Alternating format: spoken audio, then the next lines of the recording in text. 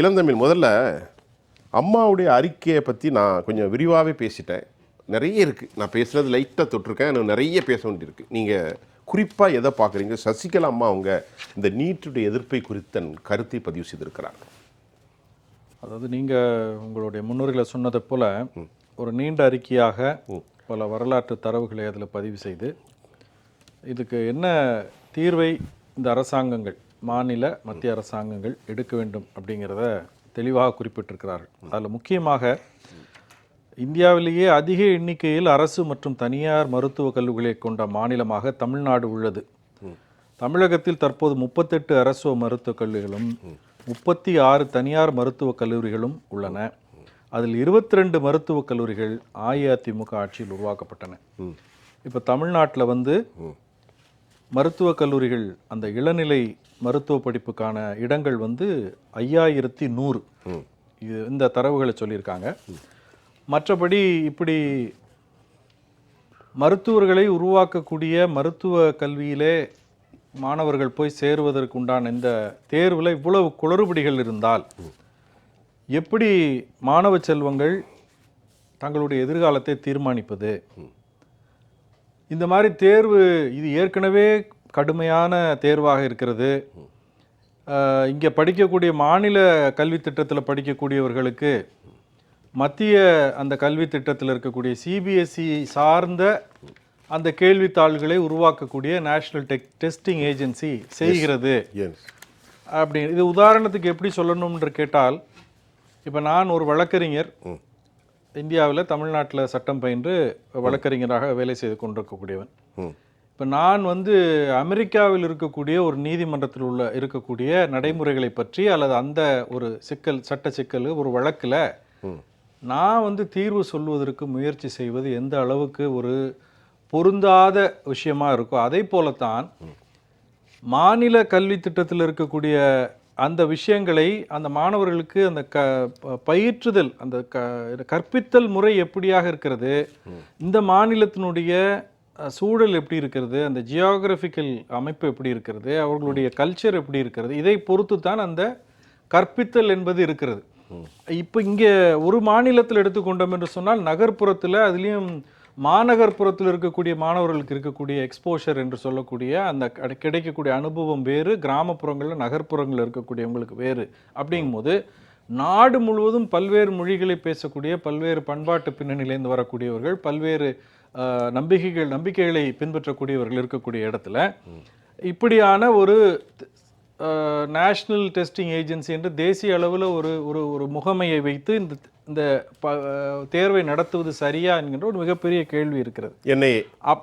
NDA national testing agency. இப்போ அந்த மாதிரி இந்த சிக்கலுக்கு உள்ளாக போகும்போது தனியார் கல்லூரியில போய் ஒரு மருத்துவத்தில் இளநிலை படிப்பில் சேரணும்னா 1,25,00,000 ரூபாய் அளவுக்கு செலவாக வேண்டி இருக்கிறது என்பதை ஒரு தாய் உள்ளத்தோடு கழகத்தின் பொதுச் செயலாளர் புரட்சி தாய் சின்னம்மா அவர்கள் சுட்டி காட்டியிருக்கிறார்கள். இந்த அம்மா அவர்கள் தமிழ்நாட்டில் இருந்தபோது, அதாவது அம்மா அவர்கள் நம்மோடு இருந்த காலத்தில் இந்த நீட் தேர்வு தமிழகத்துக்குள்ளே காலடி எடுத்து வைக்க முடியாத ஒரு ஒரு அரணாக புரட்சி தலைவி இதய தெய்வம் அம்மா அவர்கள் திகழ்ந்தார்கள் என்பதையும் இந்த அறிக்கையில் சுட்டி காட்டியிருக்கிறார்கள். இப்போ இன்னைக்கு உச்சநீதிமன்றம் ஒரு பெரிய ஒரு நெருப்பு, உடம்பெல்லாம் ஒரு 80 விழுக்காடு 90 விழுக்காடு தீக்காயம் பட்டவர்களுக்கு ஒரு கைவிசிறி வைத்து வீசி விடுவதை போல இருக்கிறது. இந்த 1563 பேருக்கு கொடுக்கப்பட்ட அந்த கிரேஸ் மார்க், அதுலதான் சில டவுட். ஆறுதல் மதிப்பெண்கள் தவறுன்னு சொல்லி அது தேவையில்லைன்னு சொல்லி நீதிமன்றம் உத்தரவிட்டிருக்கிறதாக அதையும் அம்மா அவர்கள் தன்னுடைய அறிக்கையிலே குறிப்பிட்டிருக்கிறாங்க.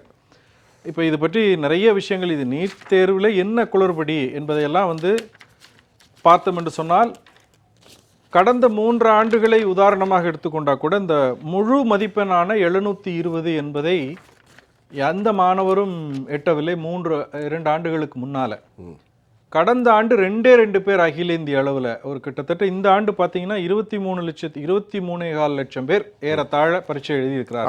24 லட்சத்தில் 23 லட்சம் பேர் 23,1/4 லட்சம் பேர் எழுதியிருக்காங்க. மொத்த இடங்கள் மருத்துவ அந்த இளநிலை கல்வி நுழைவுக்கு எவ்வளோ பேருக்கு வாய்ப்பு கொடுக்க முடியும்னா கிட்டத்தட்ட 1 லட்சம்னு சொல்லி ஒரு தரவு சொல்லுது. தவறாக இருந்தால் திருத்தணும். சரி, அது பரவாயில்ல, சப்ஜெக்ட் சொல்கிறாங்க. அப்ப இவ்வளவு பேர் இந்த தேர்வுக்குள்ள நீங்க அனுப்பக்கூடியவர்கள் இது எவ்வளவு கவனமாக மிகச் சரியாக நடத்தணும் என்பதுதான் ஒரு அரசினுடைய அல்லது அந்த என்டிஏ என்று சொல்லக்கூடிய அது மத்திய கல்வித்துறைக்கு கீழே தான் வருது, அவர்களுடைய பொறுப்பாக இருக்கும். இவங்க என்ன சொல்றாங்க, இதுல மிகப்பெரிய ஒரு அதிர்ச்சிக்குரிய விஷயம் என்னன்னு கேட்டிங்கன்னா, அகில இந்திய அளவில் வந்து டெல்லியில் இருக்கக்கூடிய எய்ம்ஸ் மருத்துவமனை, அந்த எய்ம்ஸ் மருத்துவமனையில் ஒரு 55 இடங்கள் இளநிலை மருத்துவ அந்த முதல் ஆண்டு போய் சேரலாம். இருக்கு. அந்த அதாவது இந்தியா முழுவதும் நீட் தேர்வு எழுதக்கூடியவர்கள் முதல் அந்த ரேங்க் எடுத்து விட்டார்கள், முதல் நிலையை எட்டி விட்டார்கள் என்று சொன்னால் அவர்கள் விரும்பக்கூடிய முதல் ஒரு இன்ஸ்டிடியூஷனாக ஒரு நிறுவனமாக எய்ம்ஸ் தான் இருக்கு. 55 இடங்கள் இருக்கக்கூடிய இடத்துல இன்றைக்கு 67 பேர் அந்த இடத்தை பெற்று மீதி பேர் வந்திருக்காங்க என்று சொன்னால் இது எவ்வளவு பெரிய சிக்கலை நடைமுறையில் உருவாக்கும். இது ஒரு பெரிய, நீங்க சொல்லுங்க, நான் உங்கள்கிட்ட ஒரு கேள்வி கேட்குறேன். ஐயா, எய்ம்ஸை வந்து எல்லாரும் ப்ரிப்பேர் பண்ணியிருக்காங்க, அதில் 55 பேருக்கு 67 இடம், அப்போ மீதி இருக்கக்கூடிய 12 பேருக்கு எங்கன்னு கேட்டால் எந்த கேட்டகரியில் அவங்க செலக்ட் பண்ணுறாங்கன்னு சொல்லுங்கள், நான் உங்களுக்கு பதில் சொல்கிறேன். இதை சொல்கிறேன்.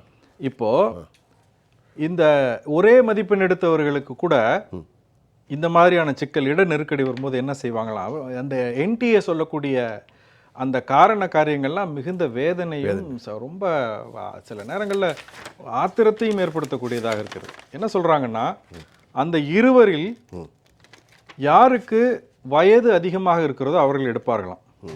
வயதுன்னு சொல்றாங்க, அப்ளிகேஷனை முன்னால் போட்டவங்க. அடுத்தது சொல்ற, அடுத்தது இப்போ வயது ஒரே நாள் ஒரே ஆண்டு பிறந்தவர்களா இருக்கிறார் என்று சொன்னால் முதல்ல யார் வந்து அப்ளிகேஷன் வாங்கலாம் அந்த எண்ணை பார்ப்பார்கள் என்று சொன்னால், அப்போ படித்து கஷ்டப்பட்டு ஒரு பரீட்சைக்கு தயாராகி எழுதி வந்தவர்களுடைய விதியை எங்க கொண்டு இணைப்பது என்பது இது எந்த விதத்தில் சார் எவ்வளோ ஆத்திரம் இருக்கு சொல்லுங்க பார்ப்போம்.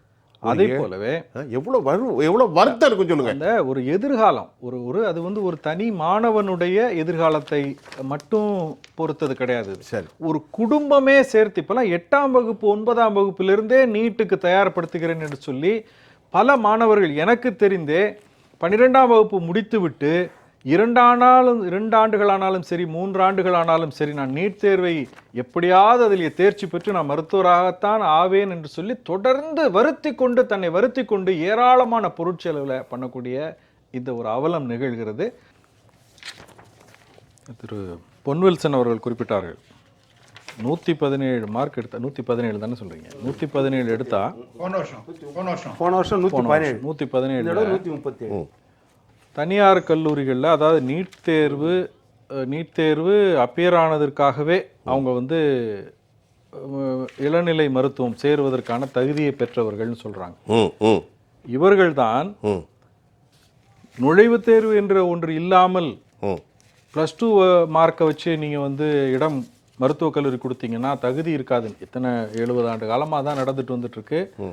புரட்சி தாய் சின்னம்மா அவர்கள் கொடுத்த அறிக்கையில் குறிப்பிட்டிருக்காங்க, மிகச்சிறந்த மருத்துவர்கள் வந்து தமிழ்நாட்டிலிருந்து உலகத்திற்காக கொடுக்கப்பட்டிருக்கிறார் என்பதை சொல்லியிருக்கிறார்கள்.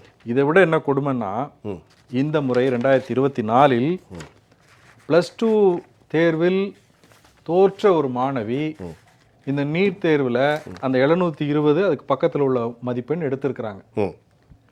இது எந்த விதத்தில் குவாலிட்டியை கொடுக்கும்? கண்டிப்பாக 12 ஆண்டு காலம் ஒரு மாநில கல்வி திட்டத்திலேயோ அல்லது மத்திய கல்வி திட்டத்திலேயோ படித்து வந்த கல்வியெல்லாம் புறந்தள்ளிவிட்டு இந்த நீட்டில் எடுக்கக்கூடிய மார்க்கு தான் இதுக்கு வந்து ஒரு அளவுகோல்னு வச்சா, அப்போ இந்த 700 மார்க்கு 600 மார்க் 650 மார்க் எடுக்கும். நிறைய மாணவர்கள் சொந்த முயற்சியில் கஷ்டப்பட்டு படிக்கிறாங்க, வெற்றி பெற்றவர்களுக்கு நம்முடைய வாழ்த்து உண்டு. ஆனால் முறைகேடு செய்வதற்கும் அல்லது அவர்கள் சொல்வதைப் போல தரமான மருத்துவர்களை உருவாக்குவதற்கும் இன்னும் மிக முக்கியமாக சொல்லப்படுவது தனியார் கல்வி கொள்ளையை தடுப்பதற்காக இதை கொண்டு வந்திருக்கணும் உச்ச நீதிமன்றத்தில் சொல்லி உத்தரவு வாங்கினதாக திரு பொன்வில்சன் அவர்கள் கூட குறிப்பிட்டார். கண்டிப்பா இதில் என்ன அநியாயம் நடக்குதுன்னு கேட்டிங்கன்னா, +2 வரைக்கும் நீங்கள் என்ன படிப்பு படித்து எத்தனை தடவை ஃபெயில் ஆகி வந்திருந்தாலும் சரி, +2 சர்டிஃபிகேட் கையில் இருந்தால் போதும், நீங்கள் வந்து கோச்சிங் சென்டரில் சேர்ந்து நீட் தேர்வுக்கு போயிட்டாக்கா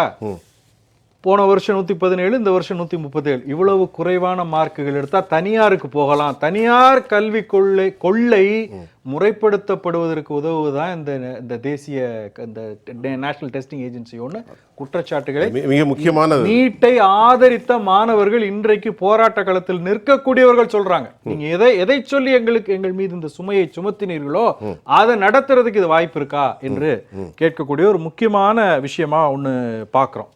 ரெண்டாவது இது ரொம்ப டிரான்ஸ்பரண்டா வெளிப்படைத்தன்மையோட உள்ளதுன்னு சொல்றாங்க. ஆமா, இத்தனை ஆண்டு காலம் கிட்டத்தட்ட 10 ஆண்டு காலம் ஆக போகுது. 10 ஆண்டு காலமும் ஒவ்வொரு ஆண்டும் ஒவ்வொரு விதமான குளறுபடி.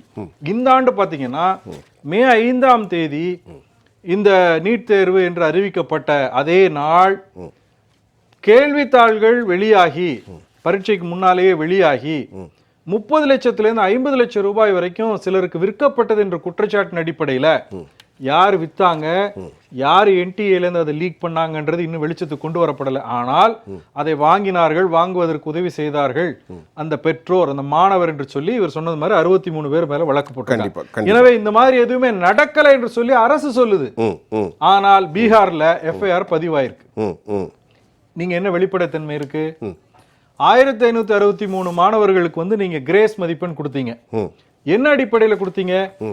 ஏதோ ஒரு சட்ட கல்விக்கான நுழைவுத் தேர்வுல உயர்நீதிமன்றம் இந்த மாதிரி உச்சநீதிமன்றம் ஒரு கைட்லைன் கொடுத்தாங்க. அதை பின்பற்றுகிறோம் என்று சொல்லி வழக்கு தொடுத்த மாணவர்களுக்கு மட்டும் இந்த கிரேஸ் மார்க் கொடுத்துறோம். இன்னைக்கு உச்சநீதிமன்றம் அதை நிராகரிச்சிட்டாங்க. ஆனால் எங்க இருக்கு டிரான்ஸ்பரன்சி? அவங்களுக்கு என்ன அங்க நெருக்கடி வந்துச்சு? உங்களுக்கு 13 மொழிகள்ல இந்த தேர்வு நடந்ததா சொல்லப்படுகிறது. தவறா இந்தியா முழுவதும் அதுல மொழிபெயர்ப்புல சிக்கல் வந்திருக்கு.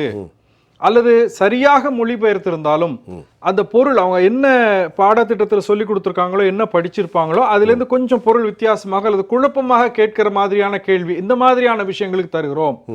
அல்லது கேள்வித்தாள்கள் மாறி போயிடுச்சு, மொழி மாறி போயிடுச்சு, அதை நாங்க திருப்பி கொடுக்கல, 10-15 நிமிடம் தாமதம் ஆயிடுச்சு என்றெல்லாம் சொல்லுகிறார்களே, இதுக்கு ஏதாவது தரவு உண்டுங்களா இருக்கா?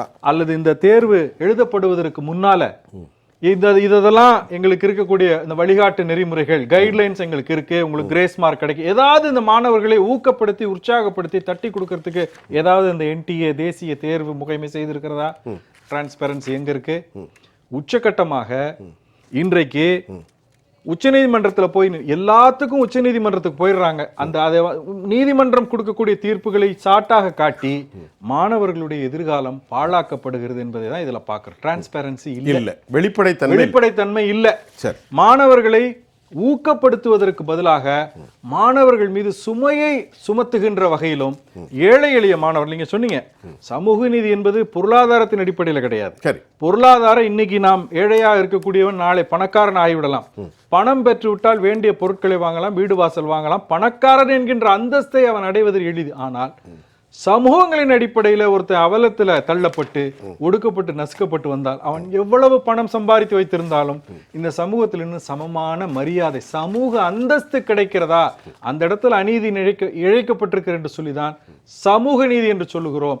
அந்த அடிப்படையில தாழ்ந்து கிடக்கக்கூடிய மக்களை உசத்தி விடக்கூடிய விஷயங்களை தான் மாநில கல்வி திட்டங்களும் மாநிலங்களும் பார்த்து கொண்டிருந்தது. இந்த மாதிரியான பல்வேறு பின்புலத்திலிருந்து வரக்கூடிய மாணவர்கள் பண்பாட்டு தளத்திலையும் சரி, அவங்களுடைய குடும்ப சூழலும் சரி, இங்க இருக்கக்கூடிய நம்ம பார்க்கக்கூடிய அட்மாஸ்பியர் என்று சொல்லுகிறோம் இல்லையா, தமிழ்நாட்டில் நம்ம என்னத்தை பார்க்கிறோம் அதை பொருத்தி தான் கல்வி கற்பிக்கப்படும். கற்பித்தல் முறை மாநிலத்துக்கு மாநிலம், மொழிக்கு மொழி வேறுபடுகிறது. அப்ப நீங்க ஒரே தேர்வை வைப்பது எந்த விதத்துல சரியாக இருக்கும் என்பது ஒரு மிக முக்கியமான கேள்வி இருக்கிறது. இந்த பொருளை எல்லாம் பல்வேறு வார்த்தைகளிலே புரட்சி தாய் சின்னம்மா அவர்கள் தன்னுடைய அறிக்கை முழுவதுமே குறிப்பிட்டு கிட்டத்தட்ட 4 பக்கத்துக்கு கம்ப்ளீட்டா சொல்லியிருக்கிறார். அதுல இளந்தமிழ் ஒரு கருத்தையும் சொல்றாரு. அவரு பிள்ளையும் கிள்ளிவிட்டு தொட்டிலை மாட்டு கதையாக திராவிட முன்னேற்ற கழகத்தினுடைய நடவடிக்கைகள் ஆரம்ப கட்டத்தில் இந்த டிராப்டை கொண்டு வந்ததே காங்கிரஸ் கட்சி. அன்றைய காலத்தில் அவர்கள் இது எங்களுடைய மக்களுக்கு, விளிம்புநிலை மக்களுக்கு, எங்களுடைய சமூகத்திற்கு பாதிப்புன்னு சொல்லியிருக்கலாமே என்கிற கேள்வி எழுதியிருக்கிறாங்க. இன்னைக்கு தமிழ்நாட்டில் மறந்து போன கதையாக இதை அவர் சுட்டி காட்டுறார். அதுதான் சொல்றேன். ஆமாம், புரட்சி தலைவி அம்மா அவர்கள் உயிரோடு இருந்த காலம் வரைக்கும் தமிழ்நாட்டில் நீட்டு தேர்வு அடி எடுத்து வைக்க முடியவில்லை. சரி, இன்றைக்கு அப்படிப்பட்ட விலக்கு வேண்டும் என்று சொன்னால் எங்களுக்கு அந்த ரகசியம் தெரியும். ஒற்றை கையெழுத்தில் முதல் கையெழுத்தை செய்து போட்டு உங்களை இது நீட்டு தேர்விலிருந்து நாங்கள் விடுவித்து விடுவோம் என்று சொன்ன உதயநிதிக்கு இந்த மாணவர்கள் பேனாக்களை தான் வாங்கி அனுப்பணும். நிறைய கருத்து எடுத்துக்கிறேன். இப்போ ஏற்கனவே இங்க இருக்கக்கூடிய நிறைய சதர்ன் ரயில்வேஸ்ல பாத்தீங்கன்னா போஸ்டல் டிபார்ட்மெண்ட்டு ஏன் சில அரசு மருத்துவமனைகள்ல கூட முதல்ல இருந்து வரவேற்பில் உட்கார்ந்துருக்கக்கூடியவர்கள் இந்தி பேசக்கூடியவர்களாக இருக்கிறாங்கன்ற சிக்கல் நம்ம இப்போ நிறைய பார்க்குறோம். சமூக ஊடகங்களில் பார்க்குறோம். அவங்க இரவு நேரங்களில் போய் கிராமப்புறங்களில் மருத்துவமனைக்கு போகிறாங்க, இந்தியில் பேசக்கூடிய என்ன தெரியும். ரயில்வே ஸ்டேஷன் ரிசர்வேஷன் கவுண்டரில் இந்த பிரச்சனை இருக்குது. கரெக்டாக சொன்னீங்க. இந்த மாதிரி இது அதிக அளவில் இருக்குது. அதைத்தான் அஇஅதிமுக பொதுச் செயலாளர் புரட்சித்தாய் சின்னம்மா அவர்கள் தன்னுடைய அறிக்கையில் அம்மா அவர்களுடைய புரட்சி தலைவி அம்மா அவர்கள் காலத்தில் 2 ஆண்டு காலம் மருத்துவ படிப்பு முடித்து அரசு பணியில் வரக்கூடியவர்கள் 2 ஆண்டு காலம் கிராமப்புறங்களில் பணியாற்ற வேண்டும் என்று சொல்லி ஒரு நடைமுறையை கொண்டு வந்தாங்க. அதையும் சொல்றாங்க. அப்போ அதன் தொடர்ச்சியாக இப்போ இந்த மாதிரி குளறுபடிகளால் தமிழ்நாட்டிலேருந்து ஐஏஎஸ் போகிறதும் குறைஞ்சி போச்சு இந்த மாதிரியான நெருக்கடிகள் காரணமாக. அதே போல் இப்போ மருத்துவத்துறையிலே அந்த மாதிரியான குறைபாடுகள் வந்தால் நிரம்ப வட மாநிலத்திலேயோ அல்லது வேற்று மொழி பேசக்கூடியவர்களோ கிராமப்புறங்களில் இருக்கிற இடத்துல போய் மிகுதியாக மருத்துவமனையில் போயிட்டாங்கன்னா இந்த மக்களுடைய அந்த நோயாளியுடைய உயிர் சம்பந்தப்பட்டது என்பதை தன்னுடைய அறிக்கையில் குறிப்பிட்டிருக்கிறார்கள். அப்போ இது எப்படி சமாளிக்க போகிறீர்கள்? இது மிக அபாயகரமான விஷயத்தில் போய் கொண்டிருக்கிறது. முதல்ல ஒரு 7-8 ஆண்டுகளுக்கு முன்னால ஹர்ஷவர்தன் என்பவர் மத்தியில் சுகாதாரத்துறை அமைச்சராக இருந்தப்போ அவர் குறிப்பிட்டது தான். அவர் இப்போ அரசியலே வேணான்னு போயிட்டார். என்ன சொல்லியிருக்காருன்னா, இந்தியாவில் இருக்கக்கூடிய 8ல் ஒரு மருத்துவர் தமிழ்நாட்டிலேருந்து வரக்கூடியவர்கள் கிட்டத்தட்ட 12 விழுக்காடு மருத்துவர்கள் தமிழ்நாட்டிலேருந்து போனவர்கள் தான் நீட் வர்றதுக்கு முன்னாடி. இவ்வளவு பெரிய ஒரு கட்டமைப்பிற்கு பங்களிப்பு செய்ததும் தமிழ்நாடு தான். இங்க கட்டமைப்பை பலப்படுத்தி நிறைய மருத்துவக் கல்லூரிகளையும் மருத்துவர்களையும் உருவாக்குனது தமிழ்நாடு தான். அது மட்டும் இல்ல, ஒரு மருத்துவக் கல்லூரி அல்லது இந்த மாதிரியான அமைப்புகள் உருவாக்கணும்னா 60-40 மத்திய அரசாங்கம் 60, தமிழ்நாடு அரசாங்கம் 40% கொடுத்தாலும் தொடர்ந்து அந்த கல்வி நிறுவனத்தை நடக்கக்கூடிய சம்பளம் உட்பட எல்லா விஷயத்தையும் 100க்கு 100 விழுக்காடு தொடர்ந்து எல்லா ஆண்டுகளையும் செய்யக்கூடியது மாநில அரசு தான். அதனாலதான் இவர் குறிப்பிட்டதை போல, திரு பொன்வெல்சன் குறிப்பிட்டதை போல 15 விழுக்காடு நீங்க மத்திய அரசாங்க கோட்டாவில் கொடுக்கக்கூடிய மாணவர்களுக்கு வேணா நீங்க அதை பயன்படுத்திக் கொள்ளுங்க என்று. இப்படி டிரான்ஸ்பரன்சி இல்லாம இது ஒரே ஒரு 2 கருத்தை மட்டும் சொல்லிடுறேன். போஸ்ட் கிராஜுவேஷன் மெடிசனுக்கு இப்ப என்ன குறைந்தபட்ச தகுதி 0% வச்சிருக்காங்க. எங்க நீங்க குவாலிட்டியை கொடுக்க போறீங்க? அப்புறம் டிரான்ஸ்பரன்சி எங்க இருக்கு? இதை போன்ற கேள்விகள் மட்டுமல்லாமல் முத்தாய்ப்பாக ஒண்ணு சொல்றேன். முந்தைய காலத்துல ஒரு அரசு அலுவலகத்துக்குள்ளேயோ அல்லது எங்கேயாவது ஒரு இடத்துக்கு போனோம்னா உத்தரவின்றி உள்ளே வரக்கூடாதுன்னு எழுதி போட்டிருப்பாங்க. கண்டிப்பா. அது அந்த காலம். பேரறிஞர் அண்ணா அவர்கள் ஆட்சி பொறுப்பை ஏற்ற பிறகுதான் அனுமதி பெற்று உள்ளே வரவும் என்று வருவதற்கான வழியை காமிச்சார். அதிகாரத்துல உட்கார்ந்து நெகட்டிவா அப்ரோச் பண்ண வேண்டியதில்லை. மேன்மையான வார்த்தை. அனுமதி பெற்று உள்ளே வரவும் என்று. இதுதான் எடுத்துக்கிடும் புரட்சி தாய் சின்னம்மா அவர்களுடைய அறிக்கையில் எதிரொலிக்கக்கூடிய செய்தியா இருக்கிறது என்பது என்னுடைய நிறைவு கருத்து.